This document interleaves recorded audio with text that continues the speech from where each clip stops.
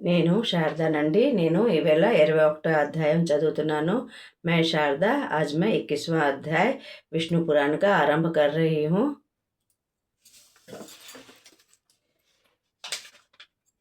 मरुदगण आदि की उत्पत्ति का वर्णन। श्री पराशर जी ने कहा, हे मैत्रेय जी, अब मैं कश्यप जी को हिरण्यकश्यपु के पुत्र संतान का वंश वर्णन करता हूँ, अतः ध्यान पूर्वक सुनो।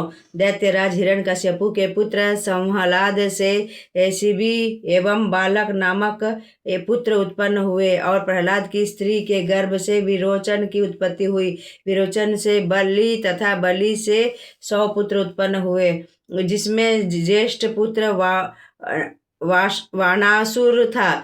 हिरण्याक्ष की स्त्री के उदर से उत्कुर शकुनी भूत संतापन महानाभ महाबाहु और कालनाभ पुत्र के पुत्र रूप में उत्पन्न हुए। कश्यप जी की अन्य स्त्री धनु से द्विमूर्धा, संबर, कपिल, अयोमुख, शंकुशिरा, एक चक्र, महाबाहु, शंकर, तारक, महाबल, स्वर्भानु, वृषपर्वा, महाबली, पुलोम और विप्रचित्ति हुए। स्वर्भानु से प्रभा नामक कन्या तथा वृषपूर्वा से शर्मिष्ठा, उपदानी और हायसिरा नामक 3 कन्याएं उत्पन्न हुई। वैश्वानर की पुत्री पुलोमा और कालका हुई, जो कश्यप जी से ब्याही गई। विप्रचित्ति की स्त्री सिंहका के गर्भ से अनेक पुत्रों ने जन्म लिया, जो अत्यंत क्रूर स्वभाव के थे।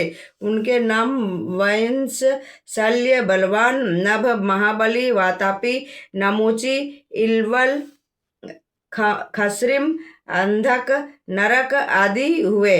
हे मैत्रेय जी, कश्यप की स्त्री ताम्रा से सुकी, सेनी, भाषी, सुग्रीवी, सुचि और गृधिका की उत्पत्ति हुई। सुकी से सुक, उल्लुक और उल्लुकों के शत्रुकाक आदि उत्पन्न हुए। सेनी से सेन और गृधिका से गृद्धों की उत्पत्ति हुई। भासी से भास तथा सुचि से जल के पक्षीगण और सुग्रीवी से घोड़े, ऊंट, गधे आदि उत्पन्न हुए। कश्यप की अन्य स्त्री विनीता के गर्भ से महाबलशाली गरुड़ की उत्पत्ति हुई, जो सर्पों के भक्षक हुए। हे मैत्रेय जी, कश्यप की क्रदु नामक स्त्री से सर्पों की उत्पत्ति हुई।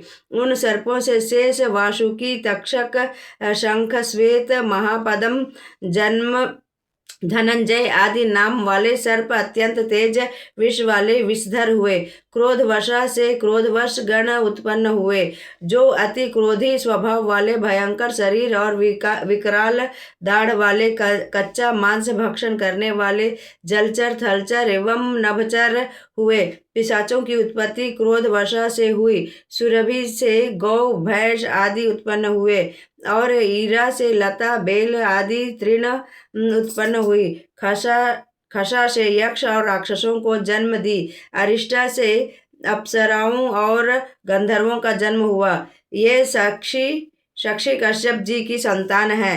ये साधु श्रेष्ठ मैत्रेय जी पूर्व मनवंतर में ब्रह्मा जी के मानस पुत्र सप्तर्षि गण थे। इस कल्प में ब्रह्मा जी ने उन्हें गंधर्व नामक देवता दानव पितृ रूप में कल्पित किया।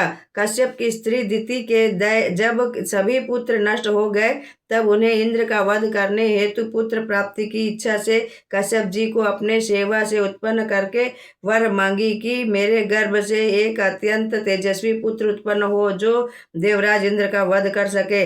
अपनी भार्या दिति को वर प्रदान करके कश्यप ऋषि बोले, हे दिति, यदि तुम शौच और संशय पूर्वक भगवान का ध्यान करती हुई 100 वर्ष तक गर्भ धारण रखोगी, तो तुम्हें इंद्र का नाश करने वाले पुत्र की प्राप्ति होगी। यह कर कश्यप जी ने दिति से संसर्ग किया। तत्पश्चात कश्यप जी के कथनानुसार वह गर्भ धारण करके संयम पूर्वक रहने लगी।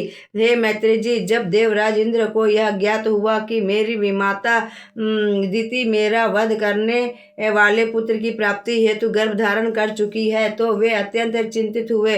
सो दिति के शौचादि संयम से में अंतर पड़े हुए यह देखने के लिए अपना स्वरूप परिवर्तन करके दिति की सेवा में निरंतर रहने लगे। 100 वर्ष पूर्ण होने में कल अल्प समय शेष रहा। उस समय देवराज की चिंता अत्यधिक बढ़ गई, किंतु एक दिन दिति बिना और प्रक्षालन किए हुए शैया पर लेट गई। उस समय उसे घोर निद्रा से घेर लिया। व्रत खंडित हुआ देखकर देवराज इंद्र हाथ में वज्र लेकर अपना लघु रूप धारण करके दिति के गर्भ में प्रविष्ट हो गए और गर्भ में पल रहे बालक को वज्र से 7 टुकड़ों के विभक्त कर दिया। वे 7 टुकड़े जोर जोर से रोने लगे। तब इंद्र ने कहा, मत रो, परंतु वे चुप न हुए। तब इंद्र ने क्रोधित होकर एक एक टुकड़ों को 7 भागों में विभक्त कर दिया। इस प्रकार उस गर्भ में 49 टुकड़े हुए। उन्हें चुप कराने के लिए इंद्र ने कहा, माँ रोदी अर्थात मत रो। वही 49 मरुदगण हुए और इंद्र के सहायता से देवता हुए। मैं 21वां अध्याय समाप्त करती हूँ।